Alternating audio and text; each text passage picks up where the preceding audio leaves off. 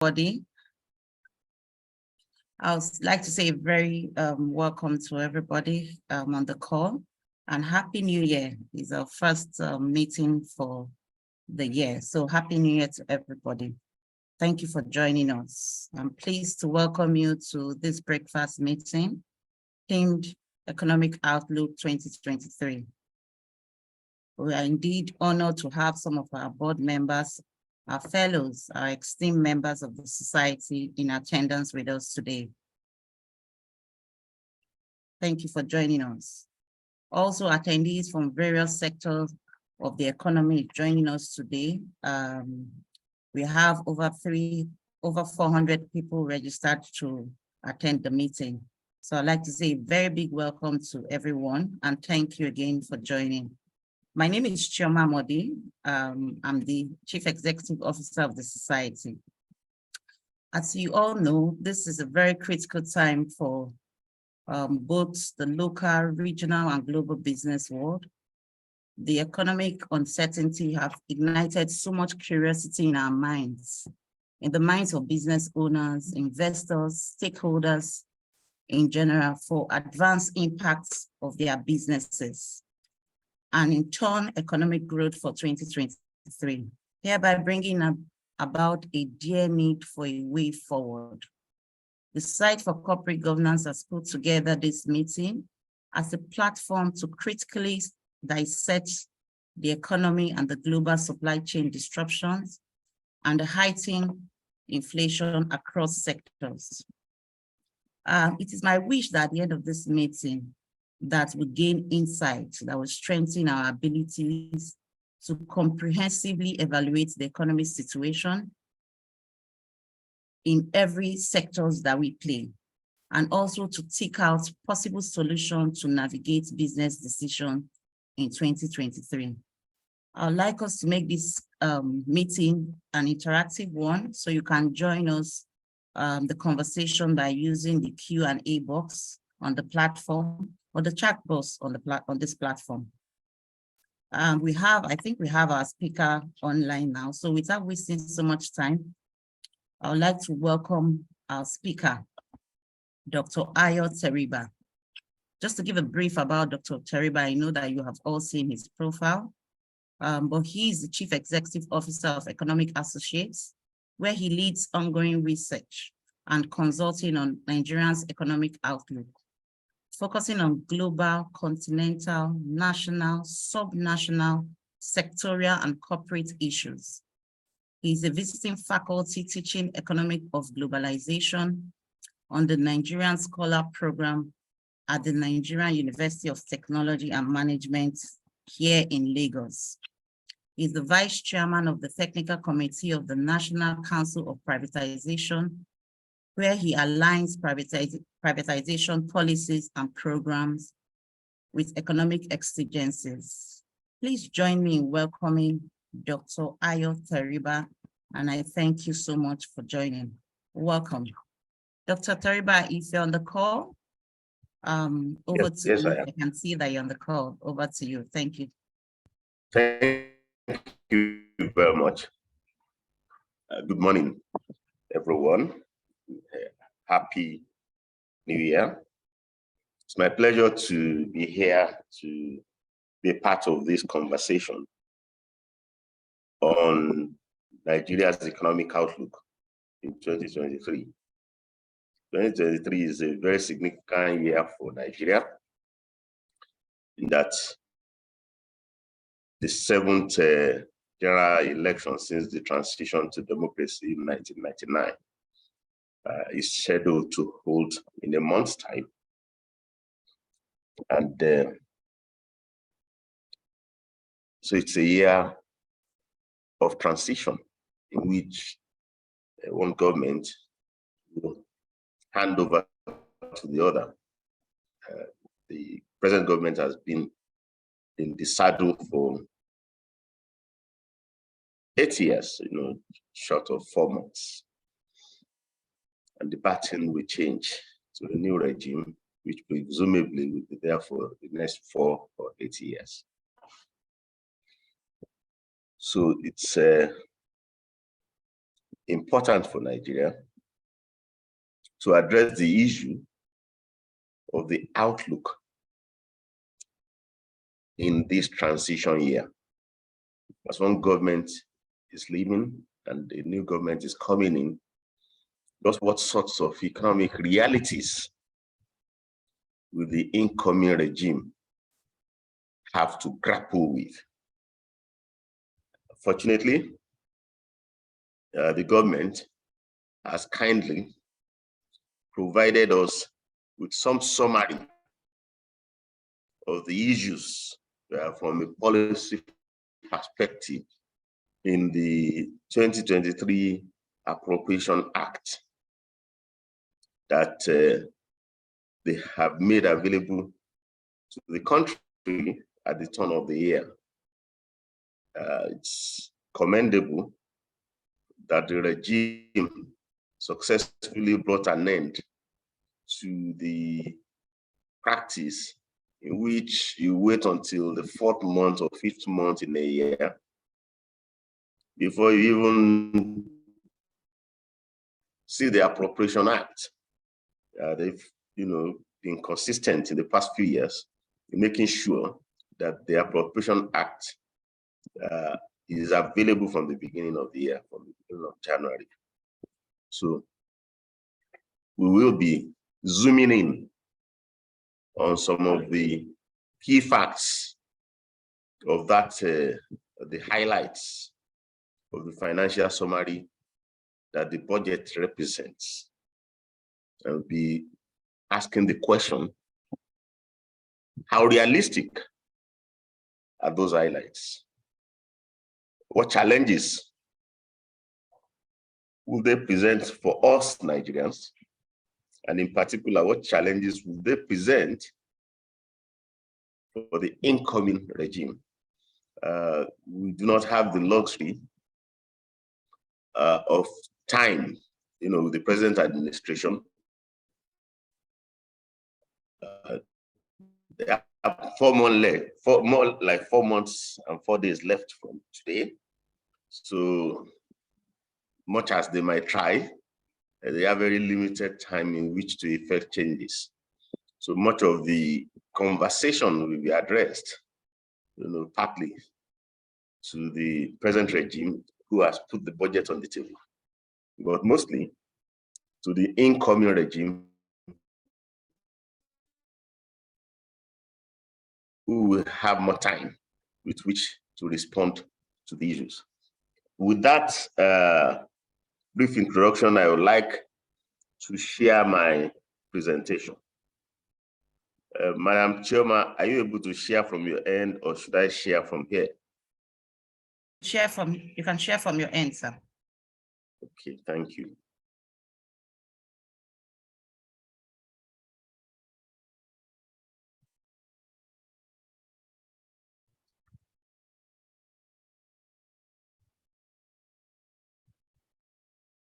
I'm trying to do that.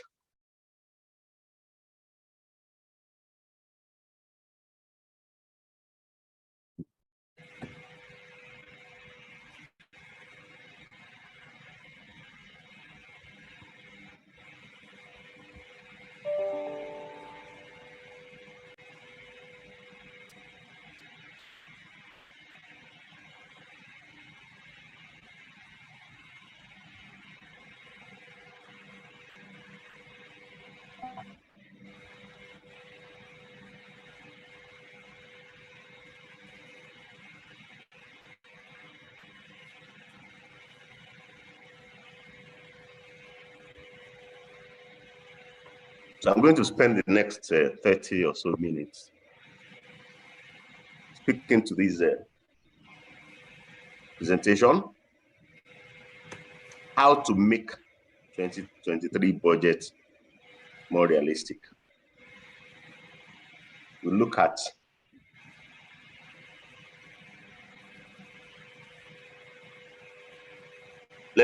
look at the prospects, the global prospects, the economic prospects, the context, of the budget. We are in a period in which geopolitical tensions the ripples effect of geopolitical tensions has created what you might refer to as a perfect storm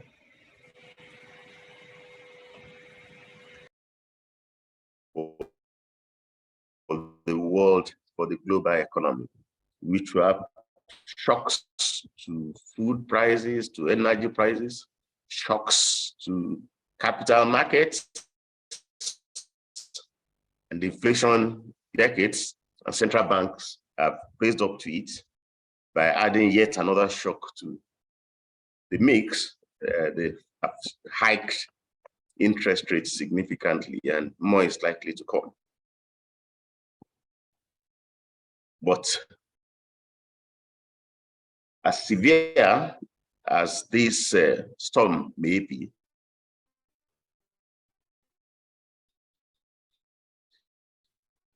the consolation for the world are most likely to be transitory, to be temporary. We've seen close to 1 year of it. It is unlikely that we'll see another year of it. So the balance of expectations is that this storm should blow over at some point in the course of this year. That's consolation. So the key question is, beyond the storm, what are the prospects for income statements and for balance sheets for both, for countries, for states, and for companies?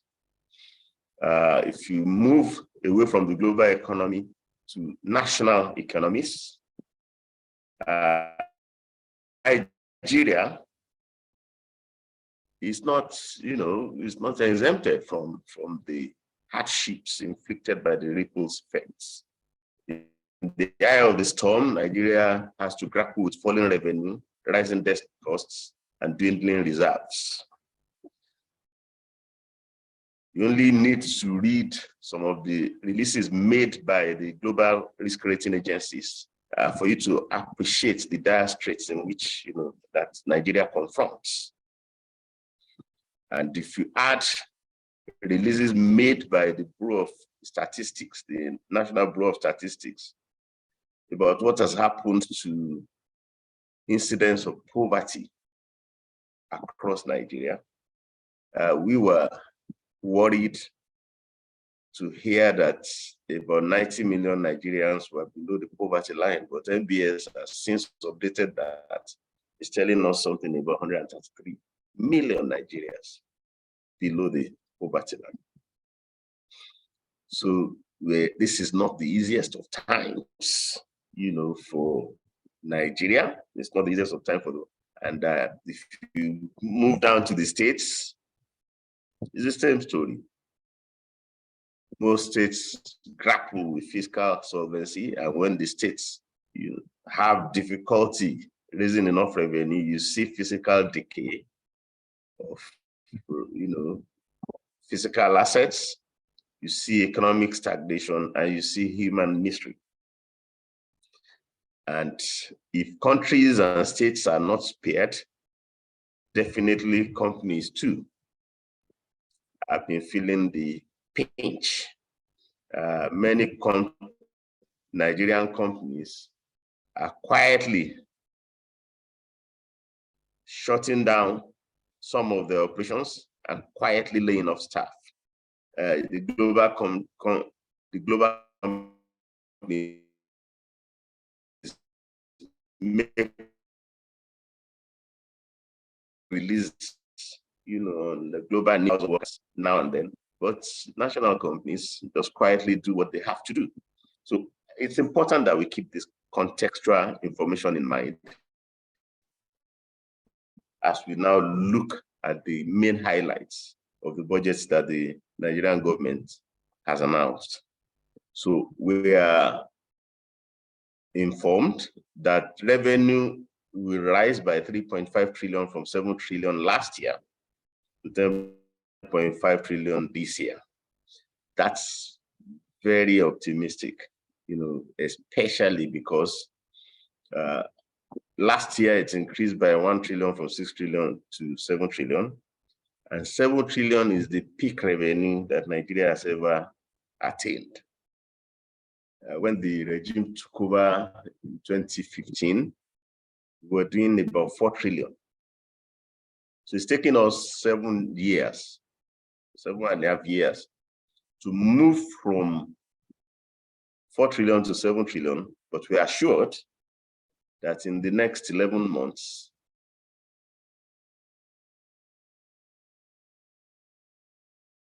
we will see a 3.5 trillion increase. That's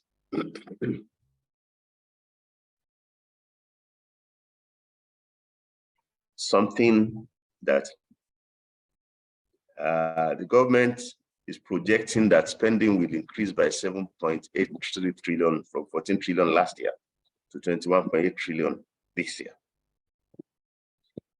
The biggest slice of spending last year was debt cost. It was 6 trillion.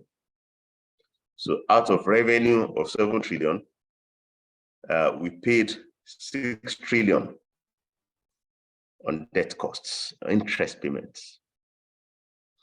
And government expects that to increase by 0.31 trillion this year, which may not be very realistic, because even if we kept the same level of debt at 44 trillion, you had to pay 6 trillion in 2022.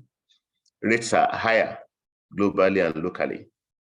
So even if you maintained the 44 trillion, you should expect to pay significantly more than 6 trillion.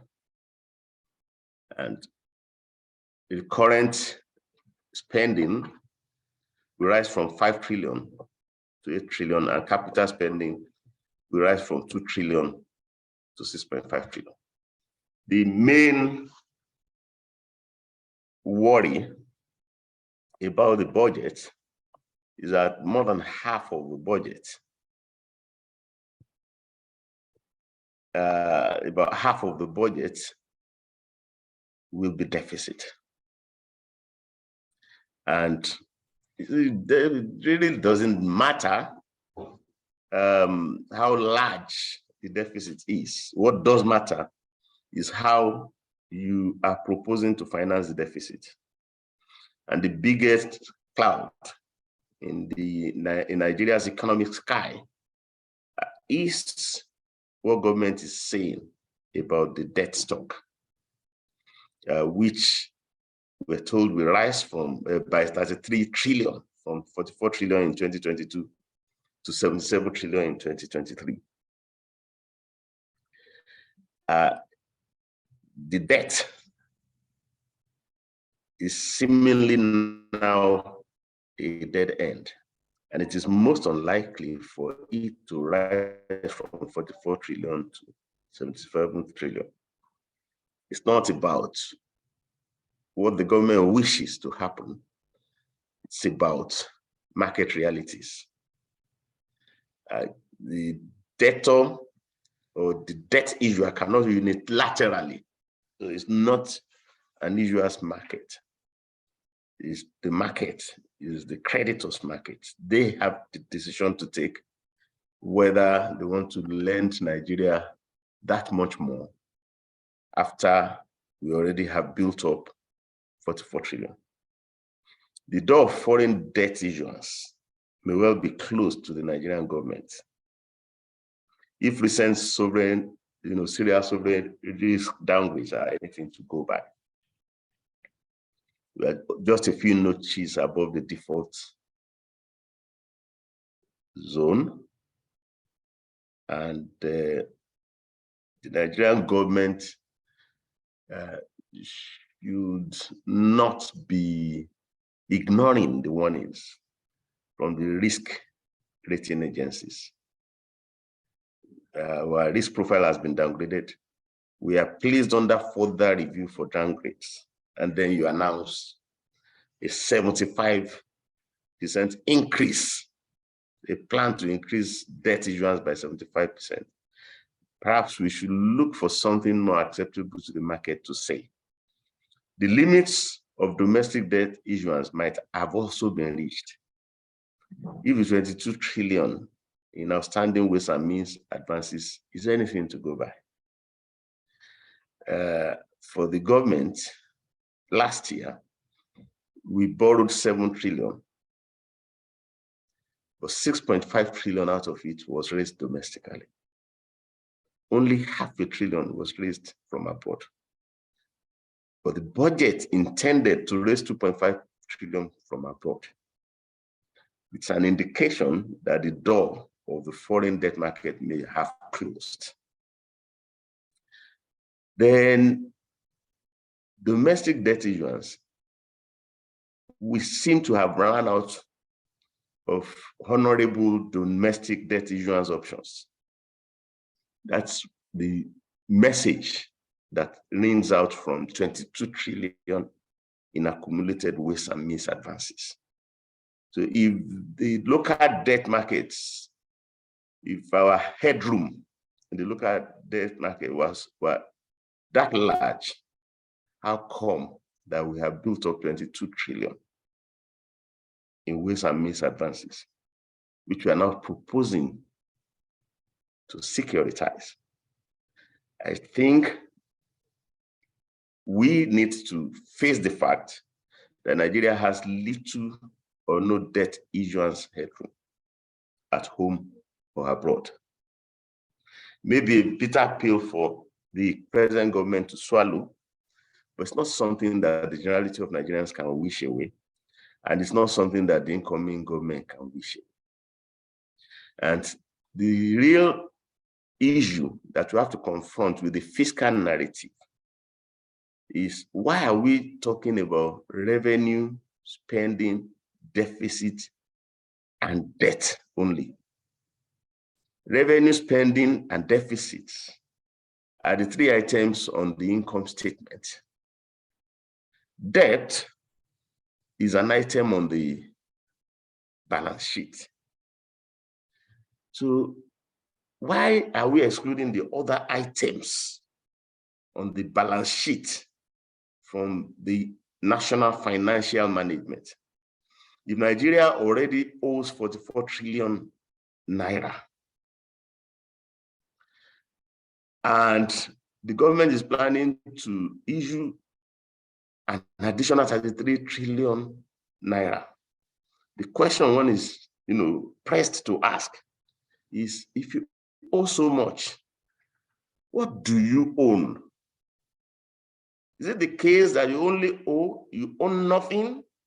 Because the budget is not acknowledging anything that the Nigerian government owns, just what we owe and what more we would owe. So I'm suggesting that the way to clear the cloud that hovers in Nigeria's economic sky is to encourage the government to broaden the conversation to include state-owned assets that we can generate revenue from, and that we can issue either equity or convertible bonds against. Nigeria has rich stocks of assets in 3 categories.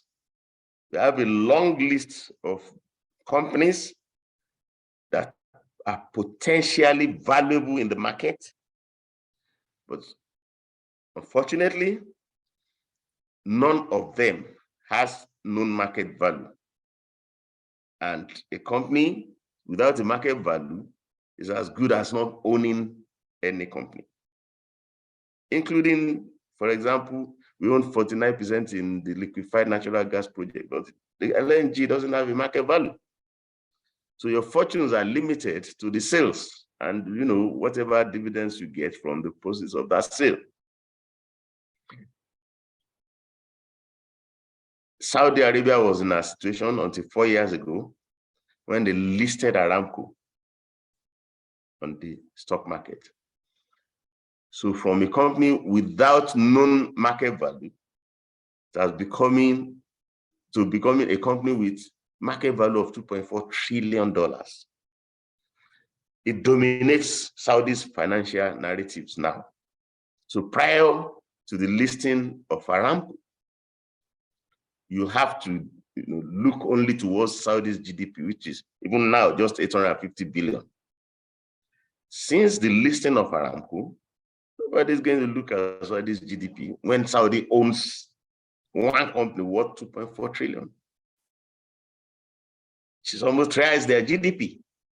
So what does Nigeria own that we could list in the market and it could change our financial narrative?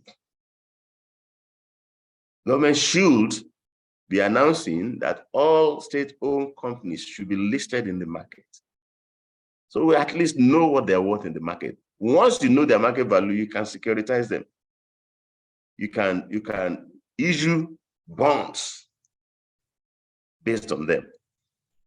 Nigeria is not only rich in companies, and I'm thinking, of companies, NNPC and its subsidiaries. I'm thinking of the national transmission, the transmission company, thinking of rail, I'm thinking of major infrastructure companies that could have huge, market value, but which has no market value. I mean, for us to own 49% of LNG, everybody knows what, a 6-train liquefaction plant will be worth. And then we show up in Eurobonds market to borrow 1 billion. We show up in Eurobonds market to borrow 1.5 billion. Some people will wonder. The earlier we begin to financialize our corporate assets, the better. Real estate. Nigeria has vast stock of valuable real estate. A country like Dubai thrives on real estate. We have our real estate, much of them are idle. The earlier we begin to auction these spaces the way India and China do, they call it monetization, which is basically financialization, making money from your real estate. I'm not saying you should sell your corporate assets, and I'm not saying you should sell real estate. The way they do it is to lease the real estate or release the real estate for rental. So you should always own. Saudi has issued an IPO of 1.9% on Aramco. Saudi owns 98% of that 2.4 trillion as we speak. And the third cluster of assets that Nigeria is very rich in, but is not fully exploiting, infrastructure. It's encouraging that one of the financing items for the deficit this year is the fee, the spectrum fee that the National Assembly added, more like an afterthought. That's income from assets. And Nigeria has more than spectrum to financialize.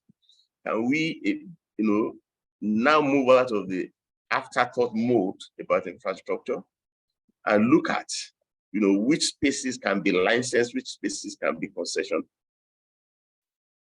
to raise financing for the country.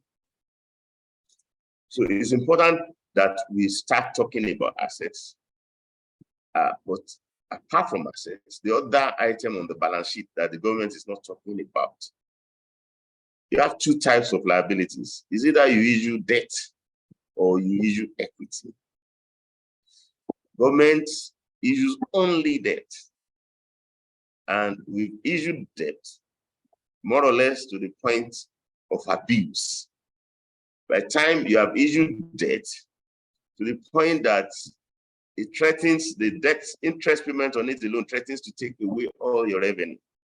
If we paid $6 trillion in interest cost at $44 trillion, a trillion naira debt. If it goes to 77 trillion, that's 75% increase in the stock. The minimum markup for 2023 should be to add 75% to the interest cost. So you are moving from 6 trillion to 10.5 trillion in interest cost. Your revenue capacity, confirmed capacity, 7 trillion. So That's issuing debt to the point of abuse, if not already beyond the point of abuse. So let's explore issuing equity liabilities, which is a better and more sustainable substitute to debt. You can issue debt, you can issue equity, as long as you have the assets to line up to issue equity against. And I'm saying, at most, you will be allowing equity holders to buy temporary ownership rights, like the spectrum is licensed for a year. Infrastructure can be concessioned for 30 years on a build, operate, and transfer approach. But Nigeria should always own. But we should explore ways of you leveraging our assets to raise rent. I will close on this note, on the note of, if you look at the countries, the developing countries in particular that are doing well, India and Brazil, which are the two of the three developing countries that are in the top 10 GDP league in the world. Much of the improvements in their finances have occurred in recent years. And most of the improvements in their finances have occurred in the last 7 years. They provide a very good mirror for Nigeria. They are not borrowing more.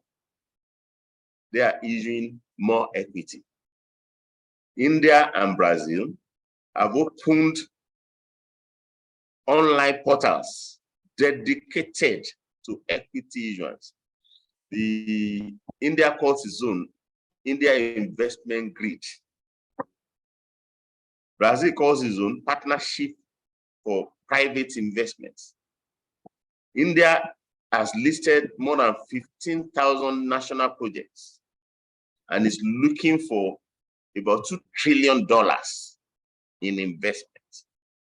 It is the way forward. And that is the league that Nigeria should seek to join. It is not too late for the present government to move in that direction. Saudi is joining that league. They also have now opened an online portal to connect local assets to global liquidity. Nigeria needs to move fast in that direction. I put United States there because they are also the best example of real estate financialization. They have a slogan, reduce the footprint, in which real estate owned by federal and state governments are increasingly being offered for rent in the market. When they started, they were net rent payers. And increasingly, they are moving to become net rent earners. Nigeria needed to move in this direction 8 years ago. We have delayed. Believing oil revenue will come to the rescue. Oil revenue disappointed. Believing tax will come to the rescue. Tax disappointed.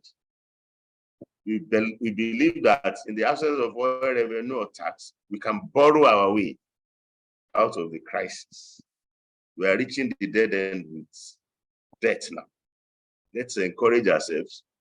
Nigeria is as rich in assets as any other country. And the sooner we begin to leverage on our national assets, the sooner we'll be able to change our financial narratives. And on that final slide, Nigeria and Saudi and Egypt are the third line. You look at the world, or you look at the US, you look at China, Brazil, Mexico, India, the striking fact is that over the past decade, they have now come to depend more on equity financing than on even exports. And exports is the income against which debt is issued. Exports for the world have stagnated and is in decline. For the US, it has stagnated and it's in decline. For most countries, it has stagnated and it's in decline. But they are issuing equity to compensate for revenue lost to exports. It's only South Africa and Nigeria that is losing on both fronts. We're losing the export revenue, we are losing the FDI stock. Egypt is aligning with global reality. Yeah, there's very little any country can do about export revenue. It has been stagnant and started declining, and it will continue to decline. But there's a lot each country can do about attracting foreign direct investments. And your ability to attract foreign direct investments is directly dependent on your ability to offer equity financing deals. Let's join the ranks of the progressive economies in the world who rely more on equity than on debt. That's the long and short of it. And I like to say that the two approaches define two alternative scenarios for Nigeria. If we continue on the debt issuance path, as government has proposed, think of what's going to happen to the interest rates locally.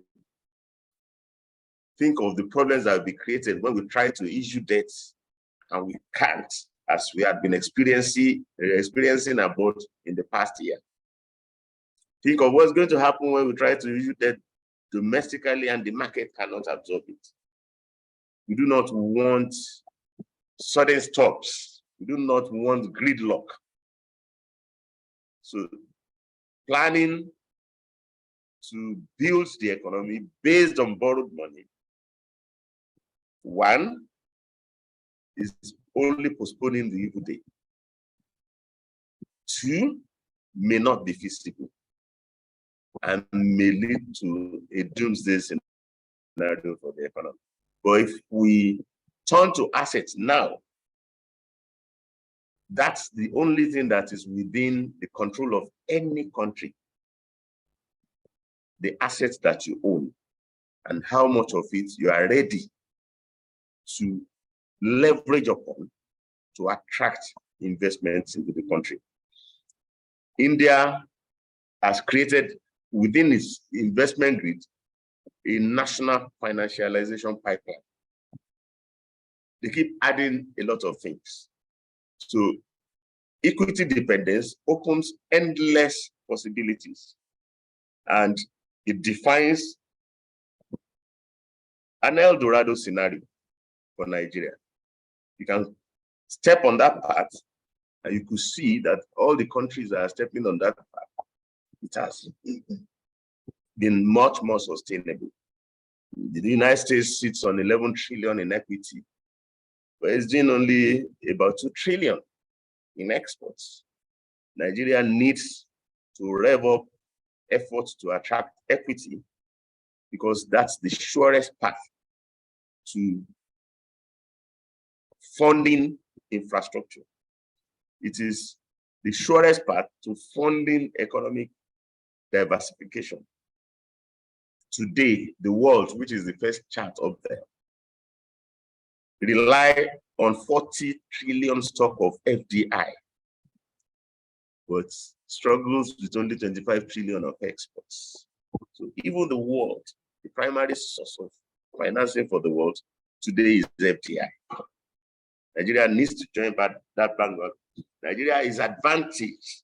Nigeria's advantage is that not many countries can boast of the idle assets that we have, whether in the corporate space or in the real estate space or in the infrastructure space.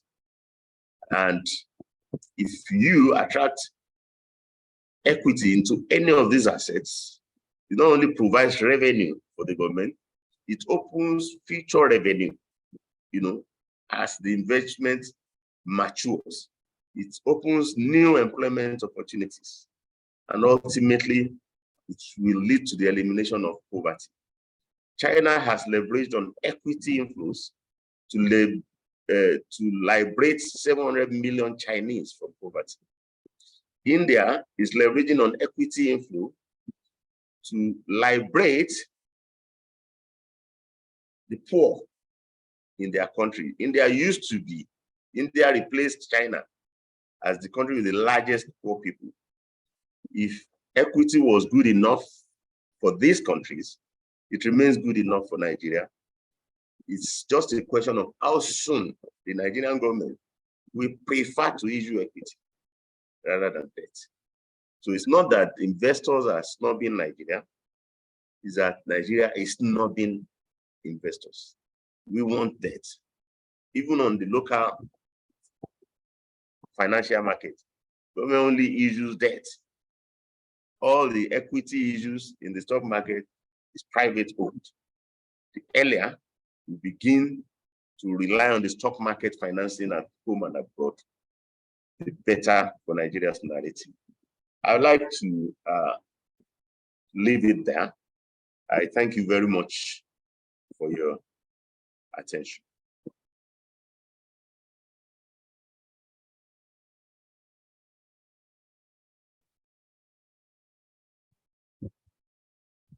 Thank you.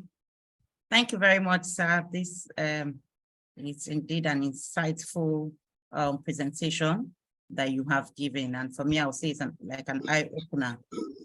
So we are going into the Q&A session now, and I would like to call on my colleague Ifeanyi that will lead the session. I can see we have 3 hands up. The admin is also going to disable you to speak. Then we'll take the questions from the Q&A box. So we have a lot of questions on Q&A box. So Ifeanyi, over to you. Thank you.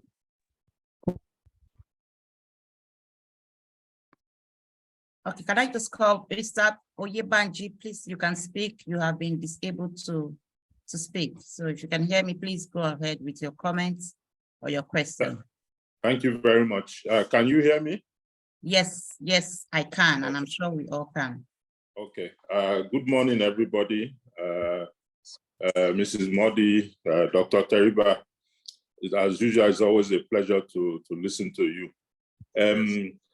My comment really has to do, I've heard in several fora where you have spoken about this equity model.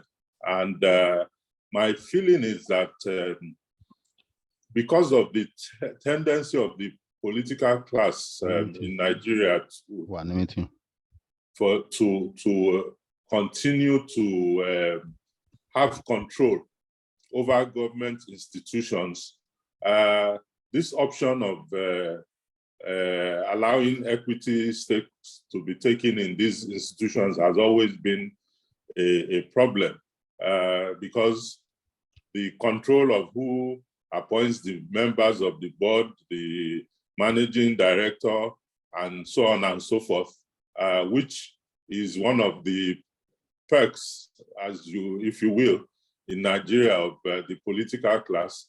When you now go to the stock market and float these companies, corporate governance now begins to take the center stage, which will prevent those kind of appropriate appointments to be made.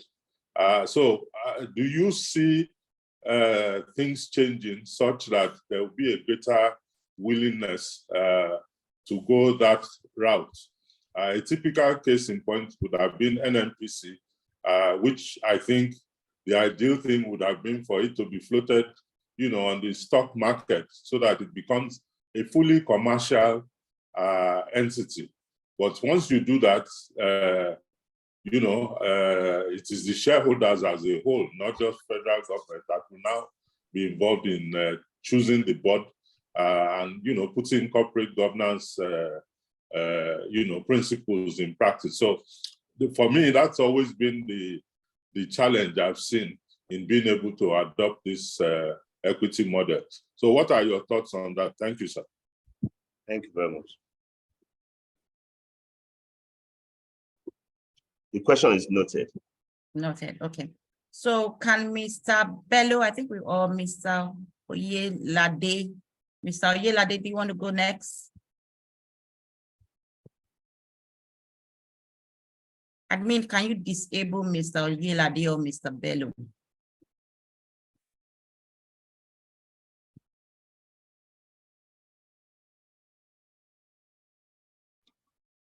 Just go to for time. Ma, he can speak now. Good morning. Bello, please go ahead. Good morning, everyone.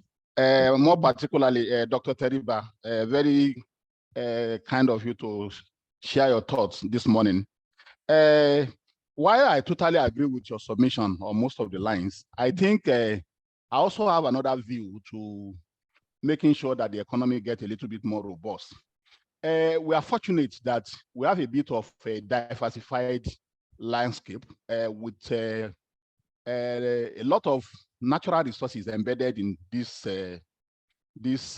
landscape.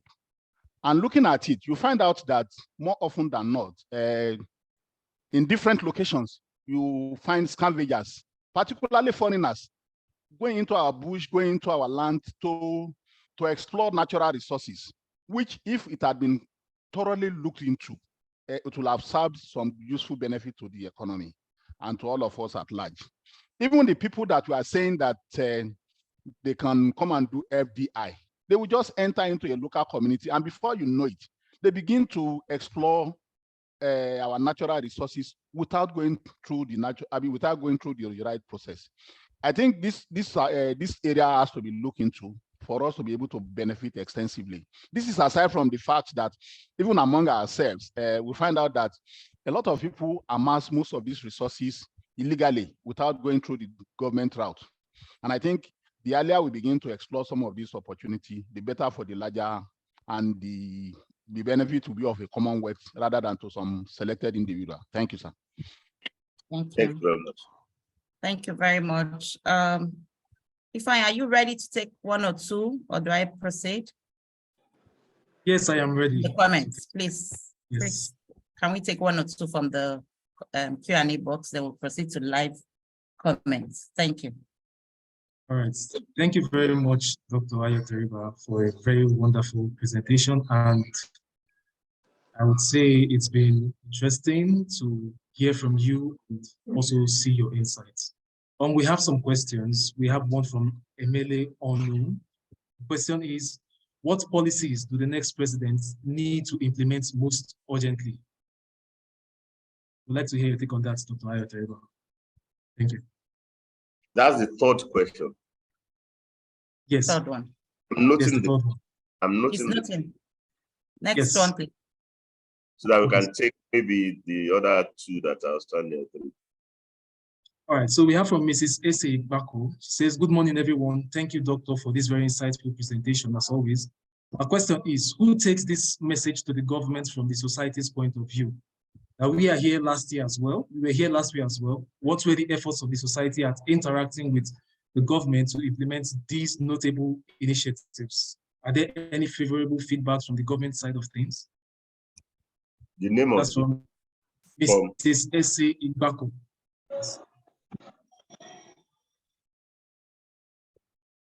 okay. Okay, so I'm taking another question from Ikemefuna Mbagu. It says, thank you very much for your usual insightful presentation. My question or comment is on your assertion that this year will see a reversal of the downward trend in the world economy. What are your reasons for this assertion, and do you believe Nigeria will see this upturn equally? Can I say that again, please? The question from Ikemefuna Mbagu is, the question is on your assertion that this year will see a reversal of the downward trend in the world economy. What are your reasons for this assertion, and do you believe Nigeria will see this upturn equally?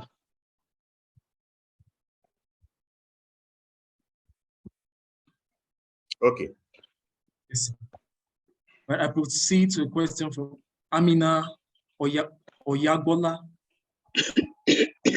Said the proposal to pursue equity financing deals makes perfect sense as the way to go in these circumstances.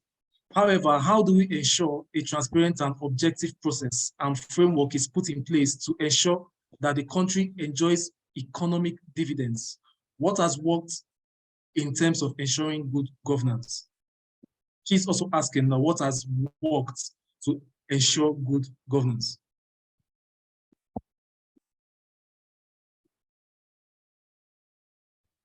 Okay.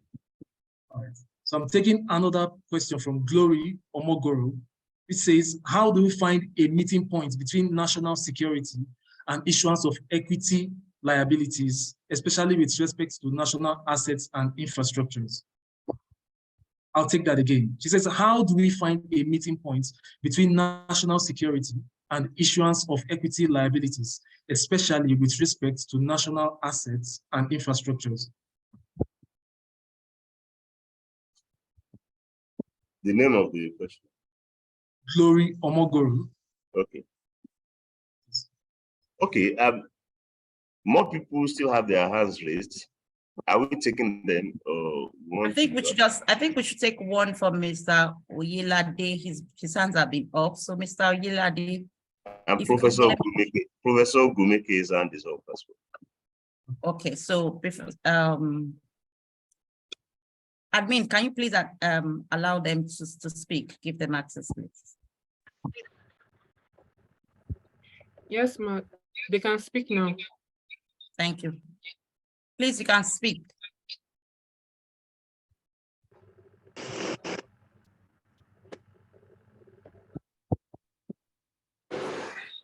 Yeah, can I speak? Yes, please proceed. All right. So sorry, it's Michael Oluwagbemi. Okay. I actually I listened to the presentation, and I say it's quite insightful, very, very good insights as to what the trends of the world are. But I always say that no two social systems can be replicated. So we have to be very careful about just following or jumping on the global bandwagon of equity issuance and thinking that it is a free lunch that it has been maybe for India and Brazil. Why did I say so? Number one, India and Brazil are much further along in their democratic process. Their governance is a lot stronger than ours, and they tend to have a much more evolved institutions than Nigeria, which is just about 24 years of democracy now, back to back. And so we should be very careful about just thinking that we can adopt the same strategies that India and Brazil is adopting a la carte, because again, the strength of the institutions, the attractiveness of those markets to global equity, the ability of private equity sitting in New York and London to access those markets has been well developed in terms of the participation of these countries in the global economic system, as opposed to Nigeria that is still quite nascent. The second thing is that in issuing equity in Nigeria, we also have to ask ourselves the question that, is this the right time? Global equity is at its lowest. Is Nigerian assets the most attractive asset in the world, assuming you were a private equity investor or a sovereign wealth fund sitting in Dubai or sitting in New York today? Will you choose Nigerian assets, say, over India or Brazil, and why? So is this the right time? Are we going to get the optimal pricing if we decide to list assets today? So the timing also is very critical. But the third thing is, what are the alternative paths? I say Nigeria has the second lowest tax to GDP ratio in the world. That's something that we know. We know that our country, an entire sector, the biggest sector in the country, which is agriculture, is almost entirely excluded from the tax man by virtue of different laws and different mechanisms. We've excluded agriculture from being taxed. So why is agriculture, which is a commercial sector, excluded from taxation? We should ask ourselves that question. Why are farmers not paying their taxes the way they used to pay, and were able to afford free education in the Western region, later in the Eastern region in the 1950s? Why did we abolish the produce boards that allowed government to earn money from agriculture and from exports? So we should ask ourselves this critical question. I also question our subnational governments that have the biggest task of taxation. Property tax is basically not collected in Nigeria today, 100% not collected. Personal income tax, hardly does less than 10% of the population pays PIT.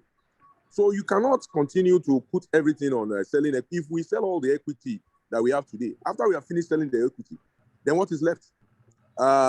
We cannot continue to try to continue to build a nation of free lunch and freeloaders. We should also curtail tax avoidance, tax evasion, and also bring in and broaden the tax base. We are not the most corrupt country in the world, second most corrupt country in the world. Why are we the second least tax collecting country after Somalia and Afghanistan? We barely passed Afghanistan this year. These are countries that we are not even in the same league at all. We are a country of the 31st, number 31 on GDP league. So why are we ranking second to lowest in terms of GDP to tax ratio in the world, tax to GDP ratio in the world? These critical questions we should ask ourselves, and we should create a mechanism to capture more Nigerians, ordinary Nigerians in the tax brackets, to increase the funds available to government instead of government borrowing against the future generation. Every business in Nigeria should be registered, even if it's a micro business. And so once we make registration free for business, then we also bring in businesses. Even the Okada rider is a business. He has to pay taxes. Everybody should pay their taxes, the CIT. So these are the strategies I think the government should also adopt while selling some equity. I agree that some equity will need to be sold in the short term. For example, in the IJVs or the NLNG. You need to round up, Sam. So I'm about to round up. Yeah, the IJVs and the NLNG and the mining companies. I think we can sell some equities there as well as infrastructure companies. I agree. But even that will tap out in 1 or 2 years if everybody does not pay their fair share. Thank you very much. Thank you so much. Thank you. Dr. Teriba, do you want to respond to some of this question before we move along? Well, I just like to correct, an impression. I emphasized that I am not encouraging Nigeria to sell its national assets.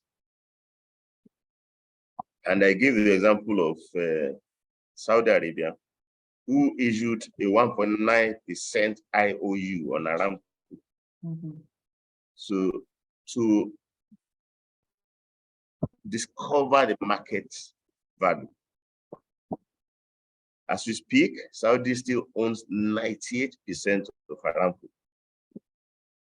So I'm talking more of financialization.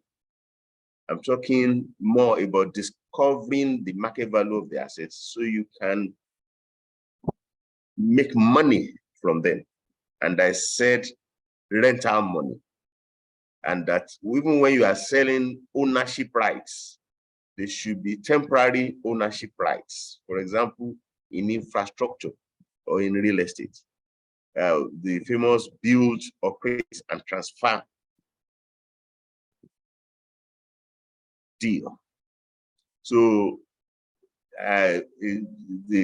what Mr. Oluwagbemi said, that when you finish selling national assets, what we say, does not represent, what I'm canvassing. The 3 countries that have portals for accelerating investment in their national assets, you'll never finish selling national assets. Nobody is selling anything outright. They are instead of borrowing, as our government is doing, to invest in infrastructure, they are opening the infrastructure to foreign investors. We did it in telecoms. So did we sell telecoms? We did it in LNG. So did we sell LNG? So let's be careful, the kind of conclusions that we draw from it. That's I just needed to correct that. Secondly, Mr. Oluwagbemi, we need to ask you to come back to planet Earth. The National Bureau of Statistics, the latest figure coming from them on the number of poor Nigerians, 133 million. Also check the number of, the percentage that are unemployed. So who do you want to tax, Mr. Oluwagbemi? The GDP has been in and out of recession since 2016. We've suffered the lockdown. Now we are suffering the food price shock, the energy price shock. And you are saying tax. You are saying we have the second lowest tax to GDP ratio. If you have more than 50% of your population below the poverty line, do you expect anything different? We're talking about how to make Nigeria rich. You see, tax is, any tax is basically robbing Peter to pay Paul. But getting investment into idle assets is not robbing anybody. It makes everybody better off. So let's be careful. The same government that has been doing Finance Act every year, looking for taxes, and ends up not finding the taxes. The time you are busy doing the Finance Act, companies are failing. Go and check how many companies have shut factories this year. Go and check how many staff have been laid off this year, and you want to tax them. You want micro MSMEs to be taxed. Who is generating better income among them? So let's be careful. I mean, I think it's important that we face the reality, the news out there about the situation with Nigerians, Nigerian workers or Nigerian populace or Nigerian companies is such that government should think. I mean, I like the statement made by the new speaker of the United States Congress. He said in his acceptance, in his first speech, that the Democrats have secured funding to recruit 87,000 tax enumerators, and that they are going to repeal that funding. That with the hardship that the world has imposed on the populace, this is not the time to go after them with additional taxes. This is the time to look for a way of bringing relief to what they say. So let's not talk as if we are in the classroom or we're talking textbooks. Let's recognize, the condition that Nigeria is, and narrow down to efforts steps that if you take those steps, it will make Nigeria better off. So I'll go back from the beginning. Mr. Ibanji spoke about if you issue equity, are you likely to lose control? And the government will not want to lose, the power to appoint. I'll say that is a matter of choice. We're in the same country where we allowed 51% equity stake in the Nigerian LNG project. Government has 49%. Therefore, government can still make some of the appointments, but the technical partners will make some of them. Does Nigeria regret allowing equity investors to own 51% in LNG? I doubt it. And telecoms is more or less the only infrastructure sector that is thriving in Nigeria. So does Nigeria regret opening that space for private investors? I doubt that we regret it. And we've liberalized pension sector as well. So, and I said, the fact that you've taken a company to the market doesn't mean you lose control. Saudi owns 98% of Aramco, so what control have they lost? But Aramco will be under market pressure to operate at its most efficient. So it's a matter of choice. If we feel that there is something to be gained from listing those companies in the market, you can choose how much of it to sell. When Saudi was approaching, Aramco was approaching the market, the news was that they were going to issue 5%. And there were whispers that they will issue additional 5% every year for 10 years. So target was 50% issuance. They've done 2% and they've stopped there. It's a question of what degree of sale of equity, sale of the shares will optimize the company. And 98% government ownership optimized Aramco. Mr. Fatai Bello, you are right that most of our national assets is two steps actually. One, we don't esteem national assets as if they are assets. We neglect them. We are looking to get income from oil exports, we are looking to tax, we are looking to borrow money. So our national assets are, we don't know the value. So something that you don't know the value, we easily slide into neglect. And so when you neglect it, foreigners who know the value will, work and encroach on them for nothing. Now, if we know their values, we will establish market values. Brazil is attracting investment into its forests. You're saying that foreigners are taking our natural resources or hoodlums. What do you call them? Are they all not seizing our forests? Bandits, terrorists, and the rest of them. Seizing, is it just foreign companies? Because we don't esteem them as assets. Our transit routes, our transit stops, you don't value them as assets. Transit routes, transit stops are huge income generating assets for some other countries. So the day we esteem them as assets, we begin to, impose fees on the acquisition of rights to exploit these assets. Emily Onu wants to know the priority of the next president. The priority of the next president should, a lot of the candidates are promising we will do this, we will do that. I will remind you that the current regime promised more than that. They promised change, But since they got to office, there has only been one showstopper: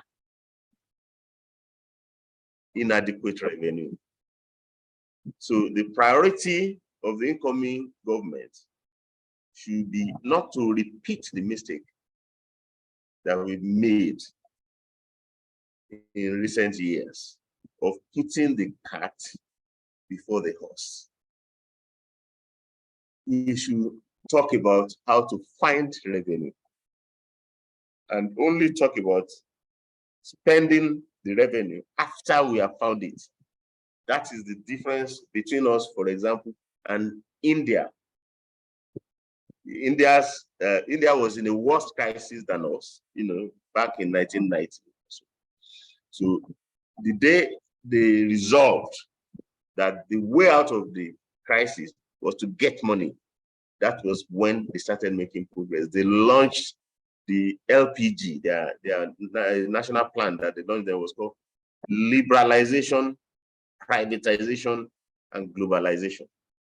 Each of them targeted at getting money to fund the country, getting money to fund the government, liberalize, privatize, globalize, until a president comes that recognizes that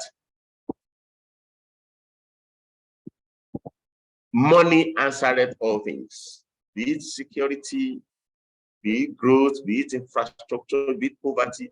Money answered all things. So the president should tell us how he plans to get money. Moderation of global prices. Well, the forecasts, the geopolitical tensions raised food prices, raised energy prices. And most of the forecasts out there is that as you get into maybe the second half of this year, those prices will begin to moderate. Because the only thing that can hold prices up permanently is if it was caused by excess demand. This is not caused by excess demand. This is caused by supply disruptions. And as soon as the war ends, it's expected that prices will make their journey right back to where they were before the oil. And that's true for the world economy. It's not just true of Nigeria. So whatever is true of the world will be true about Nigeria. This is Oyagbola asked about transparent process and good governance. This is a very important point in that much of the pushback you will get from the populace is that the last time we spoke about privatization or liberalization, national assets merely ended up becoming private assets, with Nigeria not having much to show for it. The countries that are attracting investment also have to grapple with this. Nigerians are not more corrupt than Brazilians. Nigerians are not more corrupt than Indians. But for you to successfully transit to an equity-funded ecosystem, you have to take measures to ensure transparency. This is a fact that all the countries have governance. National security. Well, I guess what Glory has in mind here is, would investors want to invest in the face of the spate of insecurity that we have experienced? My response is that even national security requires money, for surveillance, for containment. So you're going to ask the foreign investors that have come to Nigeria and remain in Nigeria, in LNG, in telecoms, in financial sector, name it. Investors do not necessarily, are not necessarily risk avoiders. Investors are concerned about the risk, the trade-off between risks and returns. And the other question about why Nigeria, is going to ask the companies that invested so much in LNG, why did they invest in Nigeria? You go and ask the companies that invested in infrastructure, why did they invest in Nigeria? It's only we in Nigeria that do not appreciate the promise of Nigeria. Nigeria, the investment opportunity presented by Nigeria is unequaled by any other country in Africa, by any other country in the Middle East, if not indeed by any other country in Europe. And somebody said, and I agree, that Nigeria is the biggest investment opportunity on planet Earth. As we move from Europe to Middle East, most of the investment opportunities there have been taken up. As we move to India, Brazil, most of the investment opportunities have been taken. China. Here is the only place where whatever sector you turn to,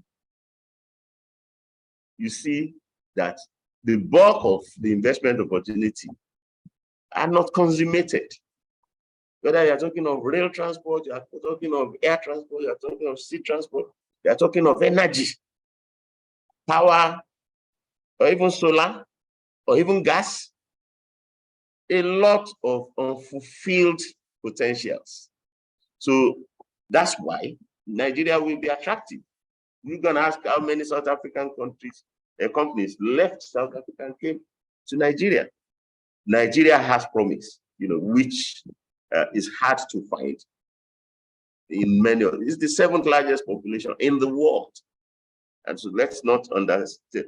There's very few countries that we give the opportunity that the telecoms companies in Nigeria enjoyed, from half a trillion lines 20 years ago, 22 years, to 200, 500,000 lines to 200 million lines.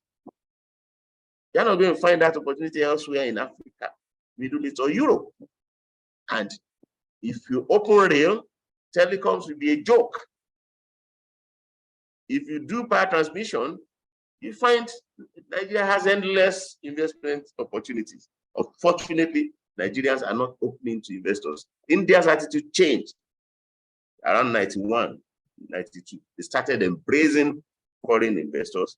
They stopped worrying about losing control, and they're getting the money and they're getting better off. Ultimate control of your fortune is for you to have enough money to run government.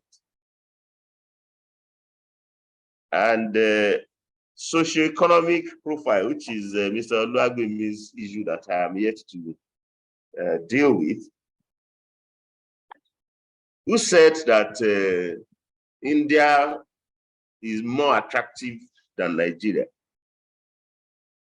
As of 1990, the investment inflow into Nigeria was 6 times that of India, because India shut investors out. So it's not about investors preferring one country to the other. Investors will go to where the opportunity for equity investment is offered. It's not, you are mentioning institutional investors. Was it institutional investors that invested in LNG? Was it institutional investors that invested in telecoms? We're not talking of institutional investors that might be footloose. We are talking about sector specialists. If you open opportunities in real estate, you find real estate, global real estate players arriving. If you open opportunities in power transmission, you find the giants in that segment arriving. It's not equity investment, it's buying ownership rights. And as long as you have ownership rights to offer them, you'll be surprised. So I think, it's important that we all agree, that Nigeria has very little option at this time. If you are not convinced that we've tried all we could about taxation, we've tried all we could about, boosting the revenue from export, but we've not tried anything about generating investments. So it's not, it's not the same level.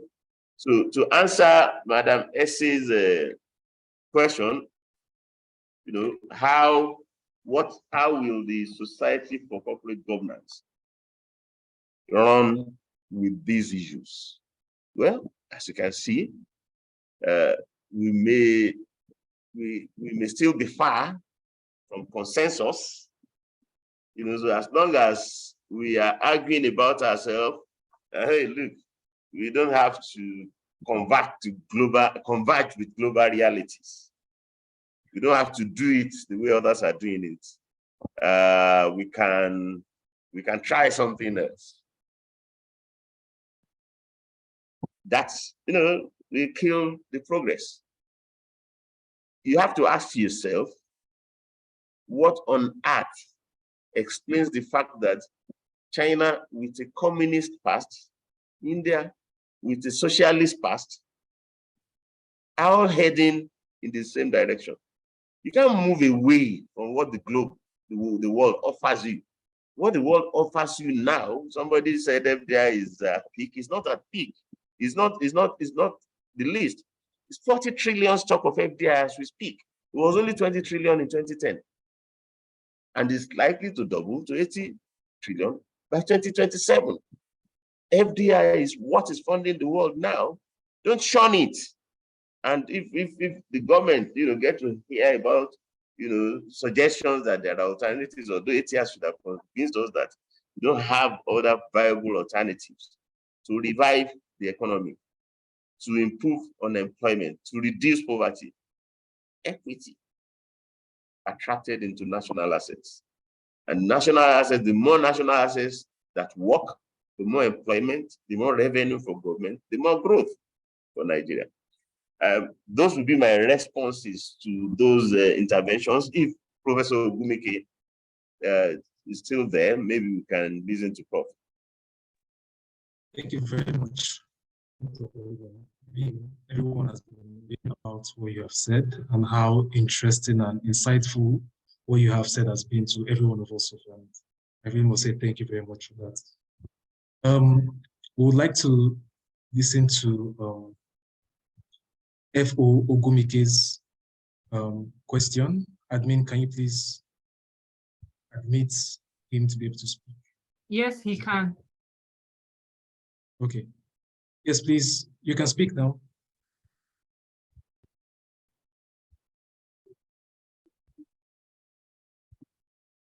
Cough is still muted. He's on mute now. He can speak from his end. Okay, thank you very much. Okay, while we wait for him, Yes, let's can proceed. we take, yes, we'll take Professor Fabian Ajogo's question. So, thank you, Dr. Teriba, for your insightful presentation. Can you hear me? Can you hear me? Yes, please. Yes, we can hear you now. Yeah, thank you very much, Dr. Teriba, for the robust analysis and the excellent presentation. I do agree with you that the focus should be on how to generate revenue.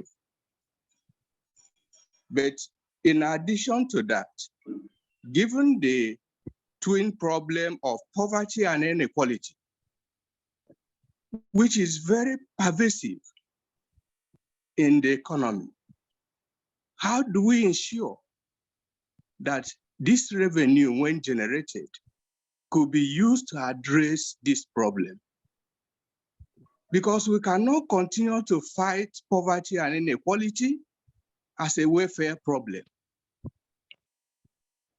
We have to focus on how to grow the economy, inclusive growth that will involve everyone able to participate,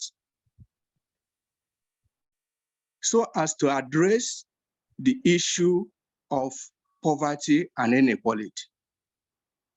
So what can we learn from the example of China and India that you have cited, that have used the equity route to address this problem of poverty?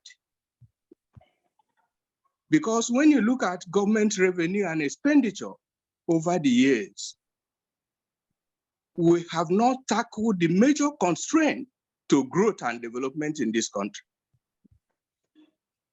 The power sector has not been properly addressed. What stops government from privatizing the power sector? What stops government from allowing other forms of energy to be generated and used in this country? Besides the solar system, we can generate energy through biomass.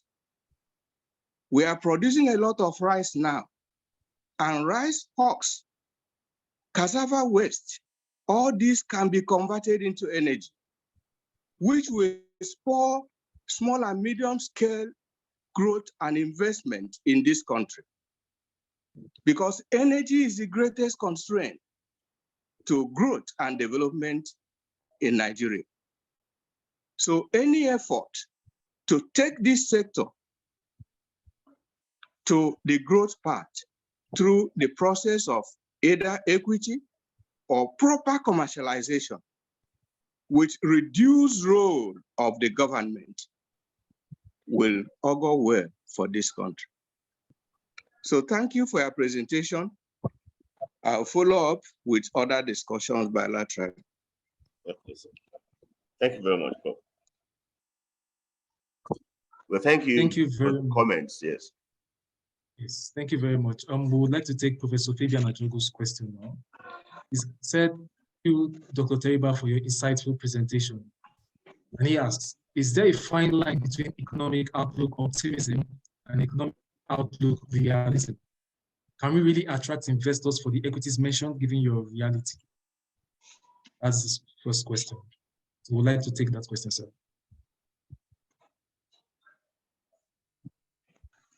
So you want me to take that?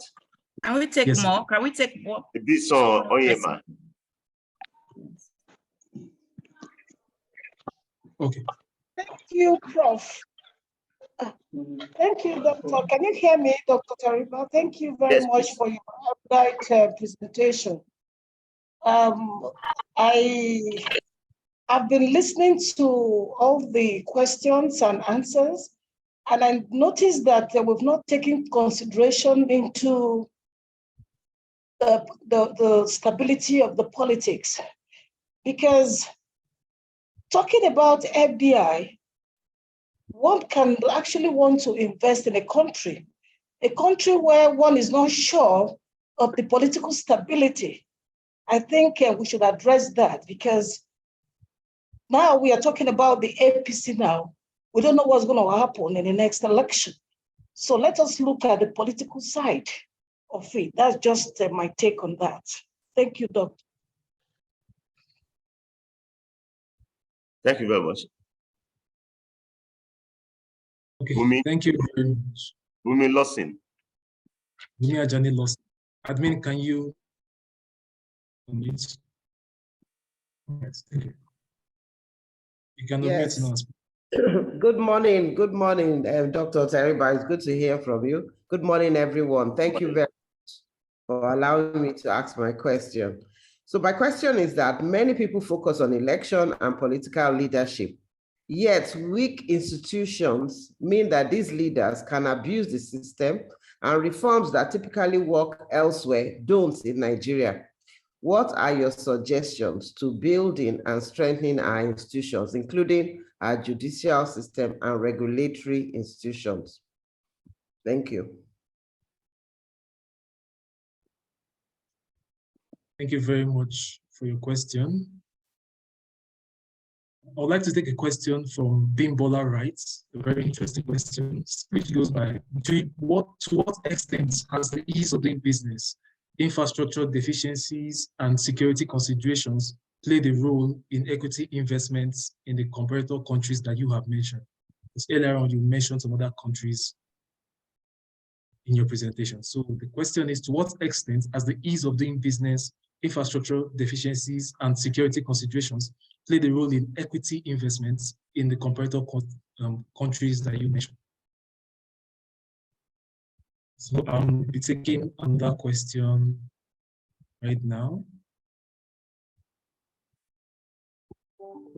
from Professor Fabian Ajogu as well. Do we observe the rule of law enough to make foreign investors financialize like the Saudi Arabia model? Would a foreign investor be able to enforce the contractual rights against the government if a new government cancels such arrangements? Most of the time, we would like to take one last question. So what strategies, in your view, can be adopted to effectively onboard the propositions you have made in your presentation with Nigeria's political leadership?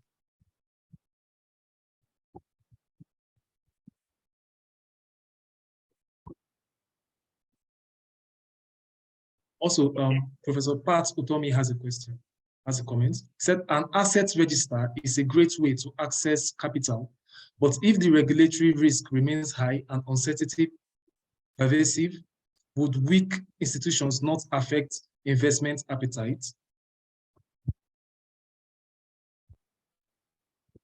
Can you see that in the chat section?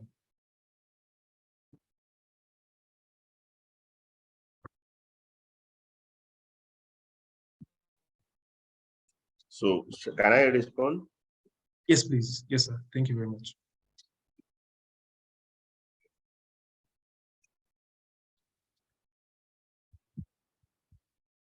Well, realities and outlook. Let me point out the following.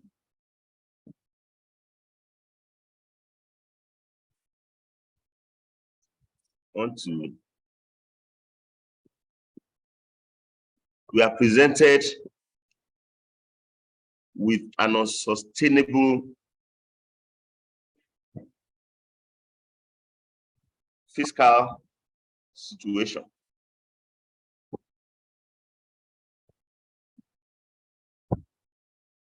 Going from 44 trillion in debt to 77 trillion in debt is not only not advisable, but it's hardly feasible. Not advisable because that means you should be planning to pay 10.5 trillion in interest costs. And you shouldn't do that to Nigeria. Not feasible because who is going to underwrite the increased 33 trillion debt issue?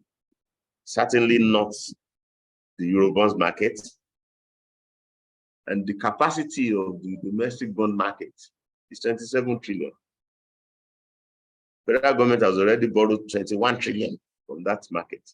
State government is 5 trillion. So he's going to underwrite an additional increase of 33 trillion. And unless you deal with those issues, you can't make progress with the budget. You can't make progress with the economy. Remember, the budget is meant to be an instrument with which you hit a growth target, with which you hit an employment target, with which you hit a poverty reduction target. When the instrument itself can't start, you can't fire it, then don't talk about hitting any target. So let's be clear that this is the situation we have to confront. How can Nigeria move forward without incurring higher interest costs on debt? And how can Nigeria begin to progressively see the interest it is paying on debt decline? How can Nigeria get adequate revenue? And I am saying that the answer to all of the questions lie in national assets, which hitherto have been idle. And I have made very, very simple recommendations. List our corporate assets in the market. This government got close to listing the NNPC only to announce that it will be done the month after they leave government. So if you didn't do it, what assures us that the incoming government will do it? List all the. It's better to know the value than to be borrowing to invest in corporate assets whose market values are not known. Establish the value of our real estate. Real estate, by the way, includes land. The person that asked the question, that much of our national assets are being encroached on because we don't know the value. The moment you know the value, okay, you know the value of spectrum, you're making money from spectrum. You know the value of 5G license, you are making money from it. So when you know the value, you list all the public assets like Professor Otomi mentioned National Asset Register. You should not only list what you own, but you should assign not arbitrarily selected value, either through an auction or through listing in the market. Establish the value for our infrastructure. I didn't say more than that. Those are the three things I've said. And I've said, when you know the market value, financialize them. Financialize means make money from their asset value. Either if you own real estate, you can either financialize your real estate by, most real estate begin with own use. But you begin to financialize when you reduce your own use and you rent. Or the market value increases and you can leverage on the asset value to issue bonds, like Saudi and Malaysia are issuing sukuks because they have some reference, markets, assets that are valued in the market that they can issue sukuks against. The sukuk doesn't involve interest. It involves profit. So Nigeria can move into that realm.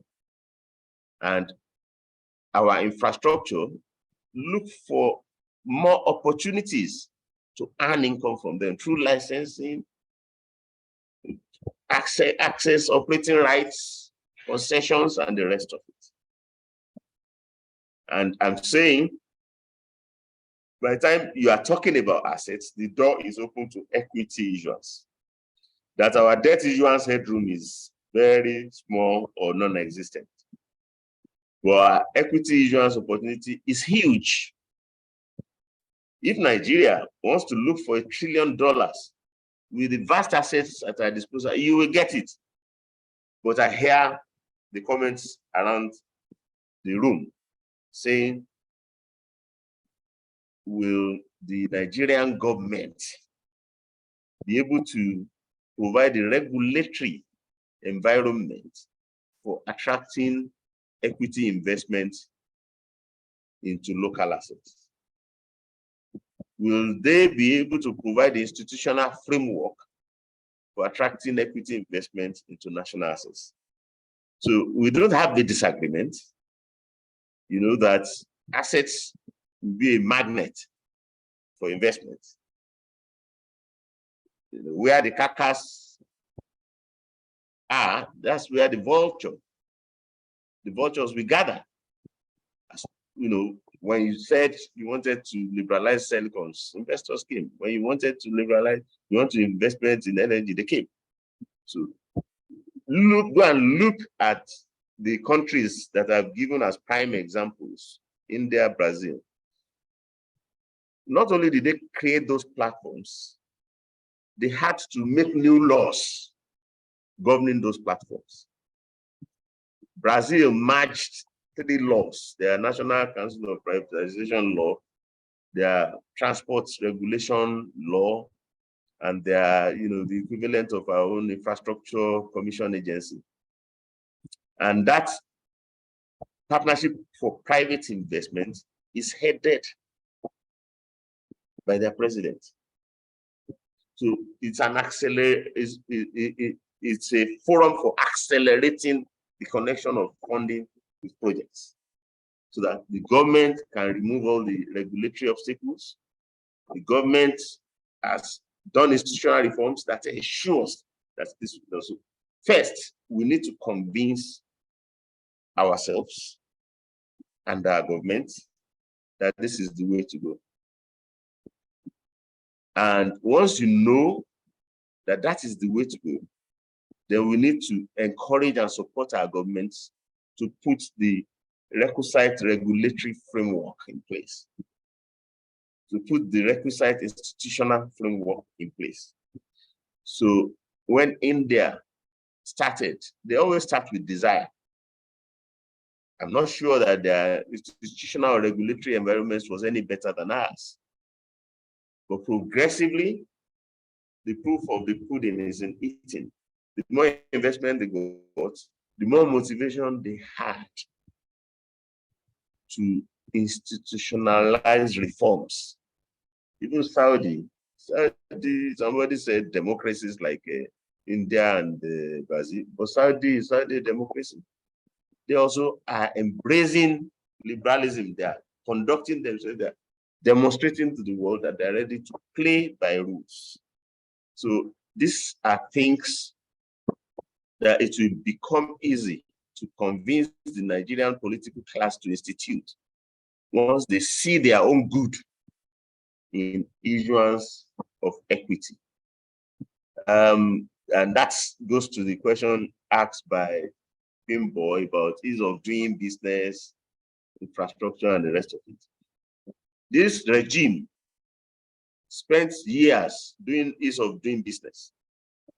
And I kept pointing out that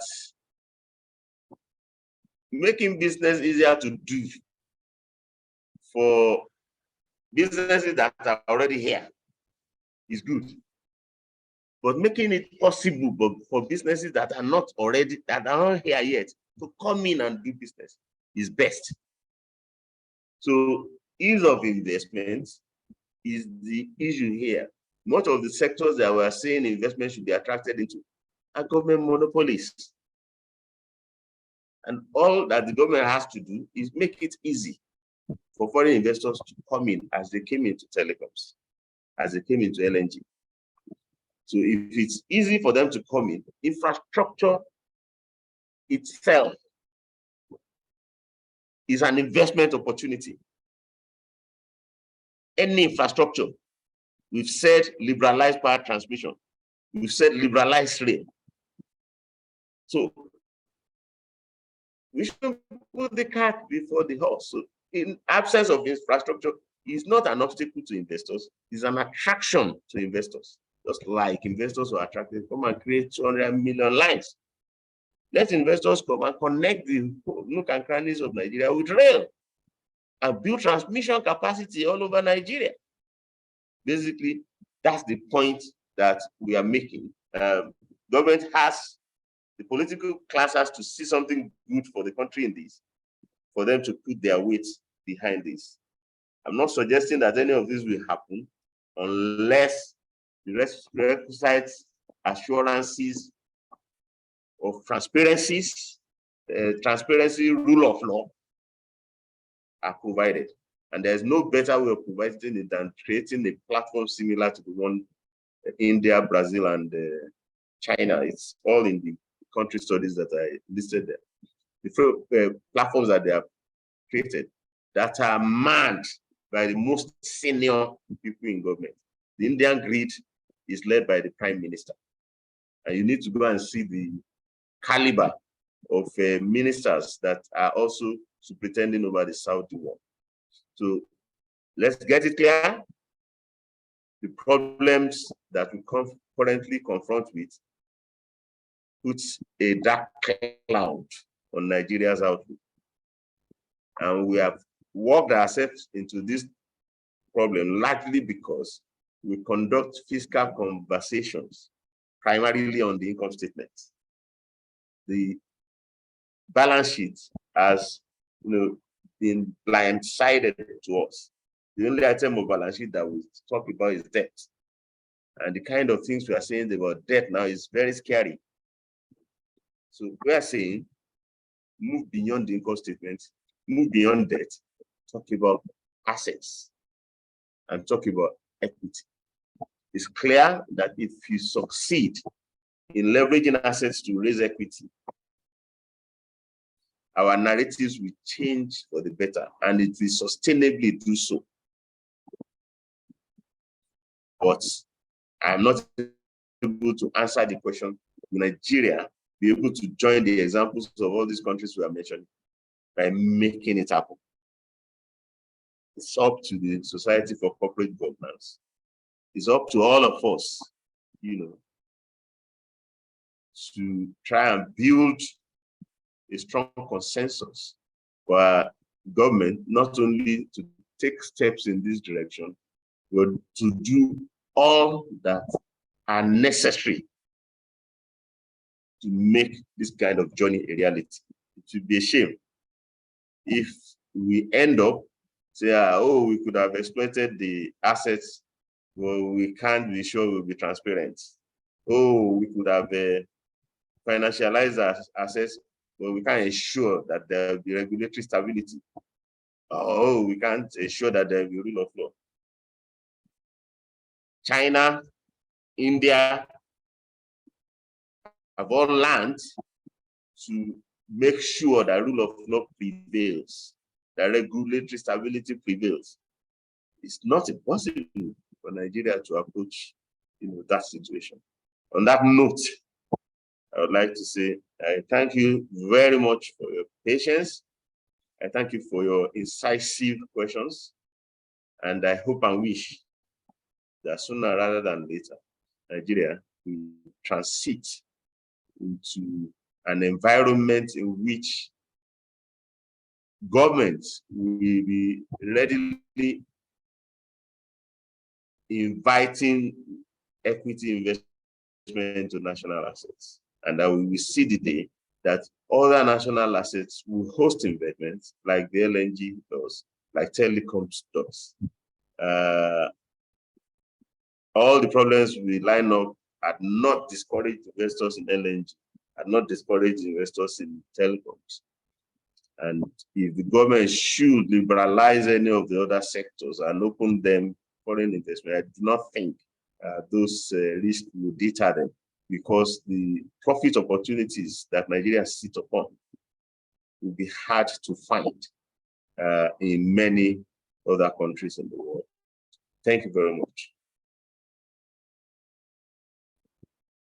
Thank you very much, Dr. Teriba, for this, everything you've done so far, everything you've mentioned, the insightful comments, the questions from everyone. Thank you for taking your time to answer these questions. We really do appreciate you. And we really say thank you from all of us at Society for Corporate Governance Nigeria. And I'm sure those that have been in attendance would attest to the fact that you have provided valuable insights to the topic. So we really appreciate you.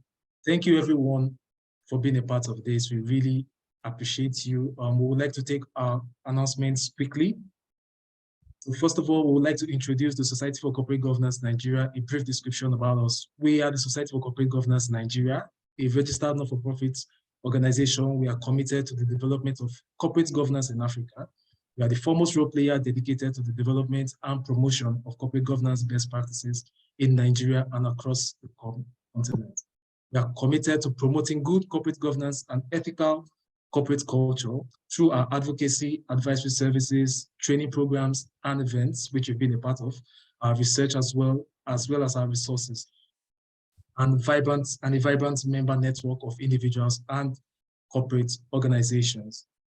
As we are starting the year, we would like to implore every single one of us to be aware that we have our training calendars. Our first event for the year is this, which I've just attended, the Breakfast Meeting Outlook, the 2023 Economic Outlook, which Dr. Teriba has actually really expounded a lot to every one of us. Our next event is coming up on the 9th of February, 2023, which is titled Finance for Non-Finance Directors. Yes, in order to enlighten directors, the Society for Corporate Governance has put together a training on finance to put together this special training for finance directors. The training on finance for finance directors. The training will broaden the understanding of basic accounting and financial concepts, as well as the ability to assimilate the financial information of an organization, thus equipping the participants with a roadmap and framework on how financial professionals make decisions. Now we implore all board members, senior managers and executives, principal partners, and anyone aspiring to hold a board role in the nearest future. We implore every single one of you to apply to this event. More details can be found on the training calendar on our website, which will be shared in the comments section right now. Please, you can take a look at it, as it will be insightful to every single one. Thank you very much. And also coming up, we have our next virtual event. It's making corporate boards more effective. This will take place on Thursday, the 23rd of February, 2023. It's a virtual event. The Finance for Non-Finance Directors is a physical event. And also we have our IWD 2023 roundtable coming up, titled The Board Ready Female, Modeling Ethical Leaderships and Driving Transformation. This will take place on the 9th of March, 2023, right? So it's going to be a physical event as well as going to be live streamed. So we implore every one of us to take a look at our training calendars, at all of our trainings as well, and be a part of the society. We have several services. Our services include board governance advisory services, board evaluation services. We have our memberships. We would employ every single one of us here to be a part of our individual memberships. To be a part of our memberships, you can send an email to info@corpgovnigeria.org. We really want you to be a part of our society, where you join a close-knit group of people and professionals in Nigeria, prospering good corporate governance in Nigeria. As well, we also have our corporate memberships, which is open to organizations, where we are also promoting good corporate governance services. Thank you very much for your time. Thank you very much for being a part of this event. We really do appreciate every single one of you. And on that note, I'll call on the Chief Operating Officer, Ms. Osa Akpata, Thank you very much. Thank you.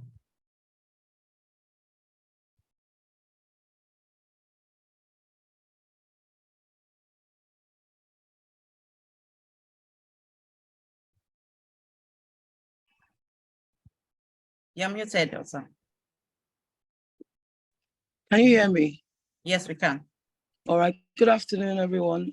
And a point of correction, my name is Osa Akpata. I'm the Chief Operating Officer, not the Chief Executive Officer.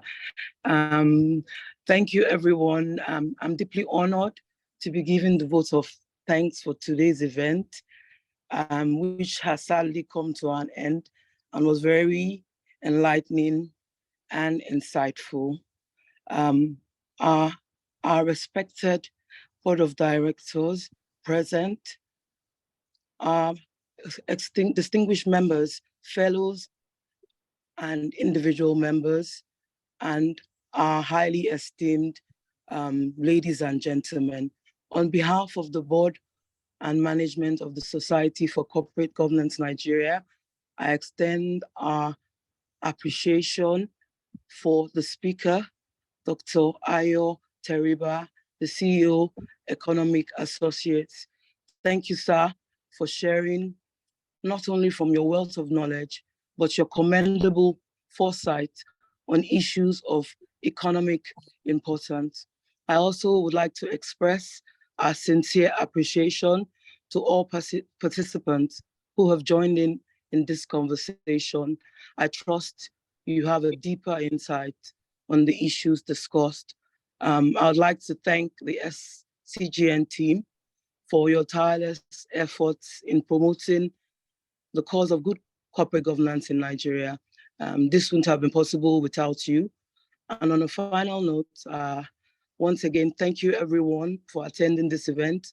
We look forward to welcoming you on subsequent events of the Society for Corporate Governance, and have a good day. Thank you.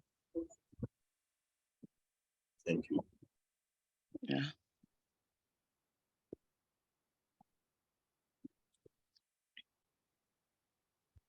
Thank you, everybody. Thank you so much, Dr. Teriba. Thank you.